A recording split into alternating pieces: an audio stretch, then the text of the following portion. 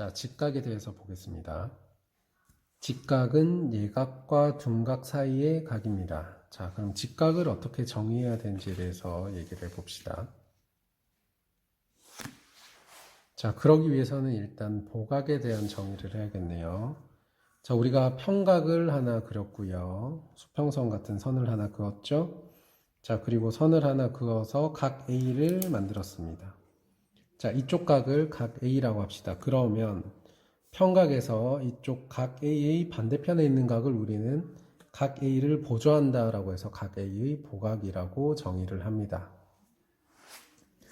자, 그러면 이 각 A의 크기와 그 각의 보각의 크기가 같아지는 경우가 있겠죠? 이렇게 각도 왔다 갔다 하다가 각 A의 크기와 보각의 크기가 일치되는 그 상황을 우리는 각 A를 뭐라고 한다?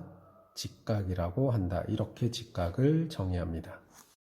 자, 그렇다면 이 직각의 개념이 수능에는 어떻게 출제되는지에 대해서 얘기를 해봅시다. 자, 수능 빈출 유형입니다. 첫 번째 유형, 피타고라스의 정리와 역입니다. 자, 직각삼각형이 있을 때요. 빗변의 길이의 제곱은 나머지 두 변의 길이의 각각의 제곱의 합과 같다. 자, 그리고 그 역도 성립한다라는 거죠. 네, 두 번째 유형은 수선입니다. 점에서 선분의 수직으로 선을 내리면 수직이 되겠죠? 이 수선이 자주 나옵니다. 세 번째 유형은요, 특이한 중선입니다. 삼각형 ABC가 있습니다. 자, 그때 중선을 하나 그렸어요. 자, 그랬더니, 자, 이게 중선이죠? 자, 그랬더니 이 변의 길이까지 같아진다. 되게 특이한 경우죠? 그러면 얘는 무슨 삼각형이냐? 직각삼각형이다 라는 얘기입니다. 자, 거꾸로 가볼까요? 직각삼각형 ABC가 있습니다. 자, 이 ABC가 있는데요. 빗변에 중선을 내립니다.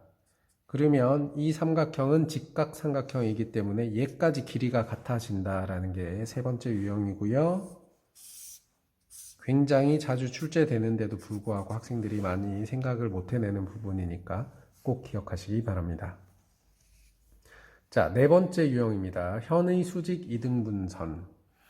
자, 원이 있고요. 여기 파란색으로 현 보이시죠? 자, 이 현의 수직 이등분선을 그렸더니 놀랍게도 원의 중심을 지난다라는 게 이 네 번째 유형이 되겠고요. 자, 그 말은 즉 뭐냐?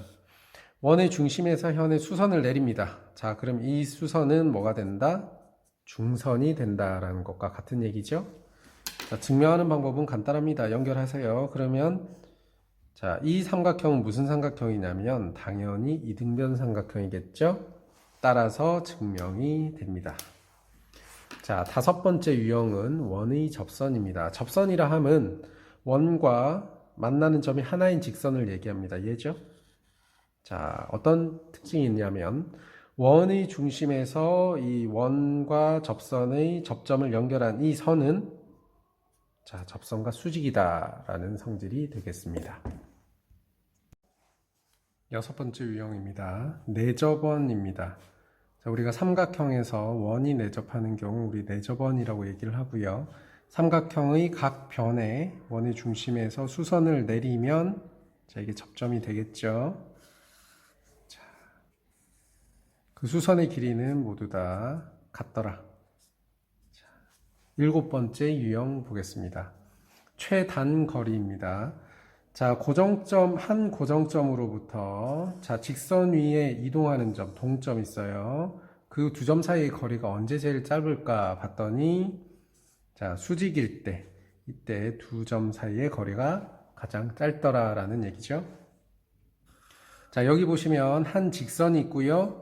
자, 원 위에 움직이는 점이 있습니다. 이 직선 위에 움직이는 점과 원 위에 움직이는 점 사이에서 최단거리는 언제냐면 원의 중심에서 이 직선의 수선을 내립니다. 자, 그때 교점 보이시죠? 자, 이 점과 이 수선의 발 두 점 사이 거리가 최단거리가 된다. 자, 그 다음에 이 고정된 점으로부터 원 위의 점까지 거리 중에 최장거리, 제일 먼 거리는 어딨냐면 자, 여기 이 두 점을 지나는 직선을 연장해서 지금 교점 보이시죠? 이 거리가 고정점으로부터 원 위의 점까지 거리 중 최장거리가 되겠습니다. 자, 8번째 유형 보겠습니다. 이등변 삼각형입니다. 별표 하나 하겠습니다. 자, 이등변 삼각형의 정의는 당연히 두 변의 길이가 같은 거죠? 자, 이 이등변 삼각형의 가장 큰 특징은 뭐냐면 수선을 내려요. 그러면 이 수선이 곧 무슨 선이 된다? 중선이 된다. 자, 바꿔 말하면 이등변 삼각형에서 중선을 그리면 그 중선은 곧 뭐가 된다? 수선이 된다라고 얘기할 수 있겠네요.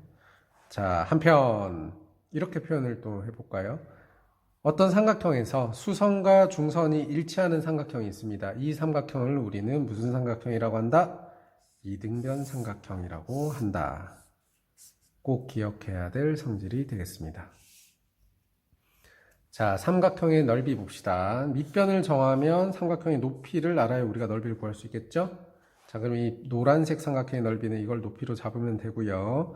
이 파란색 삼각형의 넓이는 이 밑변을 연장을 쫙 해서요. 이 꼭지점에서 이 연장선까지 내린 이 수선의 길이가 바로 높이가 되겠습니다. 그럼 넓이를 구할 수 있겠죠?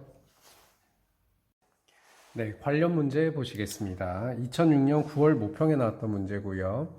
자, 실제로는 이게 2차 곡선으로 선택 과목 문제였는데 모든 학생들이 풀 수 있게 제가 문제를 조금 변형했습니다. 자, 문제를 보겠습니다.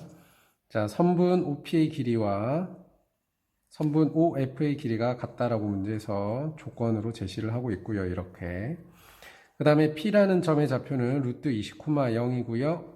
자, F라는 점의 좌표는요. 그리고 F'의 좌표는 마이너스 루트 20,0이라고 문제에서 줬습니다.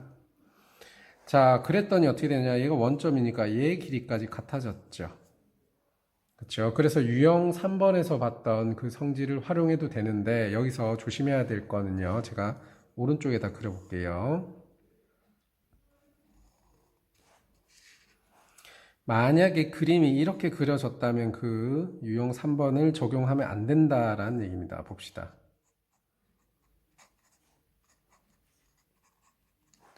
자, P점, F점, F'점을 연결하면 삼각형은 되겠지만 5점까지 연결하면 삼각형 모양이 아니죠? 자, 따라서 삼각형 P, F, F'에서만 적용을 해야 되는 성질이기 때문에 그림이 이렇게 그려지면 소용이 없더라라는 얘기입니다. 근데 지금 제가 일부러 X축 위에 세 점을 올려놨어요. 그렇게 문제를 구성했기 때문에 자, 이렇게 그림이 그려지지 않더라. 즉, 곧은 선이다. 즉, P, F'F는 삼각형이다 라고 얘기를 할 수 있겠고요. 그리고 세 선분의 길이가 같으니까 자, 유형 3번에 의해서 직각삼각형이 되겠다. 자, 그러면 지금 문제에서 구하라는 거 뭐였냐면 이 길이의 제곱 더하기 이 길이의 제곱이니까 피타고라스 정리에서 이 길이, 빗변의 길이의 제곱을 구하시면 되겠네. 자, 빗변의 길이는 2루트 20이니까요. 2루트 20의 제곱. 그래서 답은 80이 되겠습니다. 유형 2번과 3번에 대한 내용은 제가 네 번째 주제 중선, 수선, 각의 이등분선에 정리를 해놨습니다. 잠깐 보고 가시겠습니다. 자, 중선이 있고요, 수선이 있고요, 각의 이등분선이 있고요. 이 셋을 좀 구분해 달라. 자, 그런 의미로 제가 이 주제를 네 번째 선정을 해놨고요. 자, 여기 보시면 앞서 나왔던 유형 3번이 나와 있습니다. 자, 설명은 아까 했고요. 근데 중요한 건 뭐냐면 이걸 증명을 어떻게 할 거냐라는 건데 매우 간단합니다. 지금 A, B, C를 지나는 원을 하나 그리세요. 밑에 그려놨죠. 자, 그리고 BC가 지름이 되겠네요. 고든 선이니까요. 삼각형이라서. 자, 그러면 우리가 중심각과 원주각은 2대1의 비율이다라는 걸 알 것이고 이게 지름이므로 180도, 즉 얘가 직각이다. 이렇게 증명이 끝납니다. 증명은 의외로 간단하고요. 이 그림 자체가 우리가 많이 보던 외접원과 관련된 내용이라 외접원에 대해서도 또 잠깐 보고 가겠습니다. 자, 여기 보시면 삼각형의 내심, 외심, 무게중심 제가 21번째 주제로 정한 부분이고요. 자, 여기에 내심, 외심, 무게중심, 방심, 수심 이렇게 오심을 정리를 해 놨습니다. 내심, 외심 부분은 우리가 하도 많이 공부를 해서 여러분도 정리가 잘 되어 있을 거라 생각하고요. 자, 작년에 모의고사에 방심이 나왔습니다. 근데 많은 학생들이 방심하다가 오답률이 매우 높아졌어요. 그래서 이 방심은 뭐냐면 삼각형의 한 내각의 이등분선과 나머지 두 외곽의 이등분선의 교점으로 구할 수 있고 그 점을 방심이라고 하고요. 방접원도 그릴 수가 있고요. 그런 내용이 가끔 출제가 되기도 합니다. 물론 교육과정에선 빠졌지만 이 정의와 작도와 관련해서는 문제가 얼마든지 나올 수 있다는 거 꼭 기억하셔야 될 것 같습니다. 자, 삼각형의 내심은 항상 내부에 있겠죠? 그리고 외심은 자, 내부에 있을 때도 있고 빗변의 중점에 있을 때도 있고 자, 삼각형의 외부에 있을 때도 있다라고 제가 정리를 해놨고요. 이 빗변의 중점에 있다라는 게 아까 우리가 그림으로 봤던 자, 여기 보이시나요? 직각삼각형에서 외심은 어디 있다? 빗변의 중점에 있다. 이 교재에 나와 있는 이 그림들은 전부 다 제가 작도를 해서 그렸기 때문에 한치 오차도 없는 그림이고요. 그러니까 말 그대로 내심, 외심, 무게중심, 방심, 수심의 정의에 따라서 그림을 그린 걸 여기다가 넣어놨기 때문에 내부에 있는지, 중점에 있는지, 외부에 있는지도 제가 직접 확인한 거고요. 그리고 어쨌든 작도를 하는 과정을 통해서 우리가 배우게 된 게 참 많은데 여러분이 작도할 시간까지는 많이 없겠지만 시간이 혹시 나는 학생들이 실제 작도를 해서 이렇게 그려지는지 정도도 해보면 여러분들에게 큰 도움이 될 거라고 생각합니다.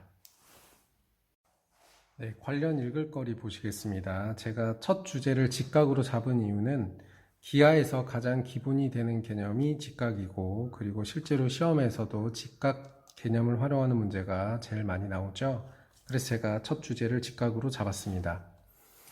자, 직각은 왜 90도로 약속하였는가? 고대인들은 태양이 지구 주위를 돈다고 생각했고요. 그리고 한 바퀴를 도는데 1년이 360일로 측정을 하였기 때문에 그 4분의 1을 90으로 계산을 했네요. 그래서 직각을 90도로 생각하게 되었다고 합니다. 자, 파이 보겠습니다. 파이는 3.14다라고 다들 배웠고요. 대충 3.14 얼마 정도 되죠. 그 다음에 자, 이 파이는 360도다라고 또 배웠죠. 그러면 두 개가 좀 상충되죠. 이 수치와 그 다음에 각도, 단위 자체가 다르고요. 그럼 이걸 어떻게 이해를 해야 될까라고 한다면 실제로 파이 뒤에는 라디안이 생략되어 있죠. 그래서 단위가 달라진다라는 것이고요. 그래서 실제로 2파이에다가 라디안을 곱한 값이 360도가 됐다라는 얘기입니다. 그래서 이 라디안이 생략되어 있는 거를 빠뜨리시면 안 되겠고 지금 여기 오타가 있네요. 파이가 아니라 2파이라고 고쳐주셔야 될 것 같습니다. 자, 그리고요. 자, 직각과 관련된 개념들 영역을 정리해 놓았습니다.